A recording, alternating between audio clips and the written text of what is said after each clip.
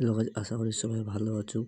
আজকে মেসেঞ্জার থেকে video call করব, কিভাবে লাইভ আপনি দেখাবেন। চলে যাবেন মেসেঞ্জারে। তো আমি মেসেঞ্জারে ক্লিক করলাম, যাকে আপনি ভিডিও কল করবেন তাকে টিপবেন। এখন আমি ভিডিও কল করলাম। ভিডিও কল করার পরে তারপরে ও ফোনটা তুলে নেবে। এইভাবে তোলার পরে দুটি অপশান একসাথে আছে মিডিলে, দেখো দুটি অপশান একসাথে আছে, সব থেকে ওই মিডিলে ওখানে ক্লিক করবেন। ওখানে ক্লিক করবেন।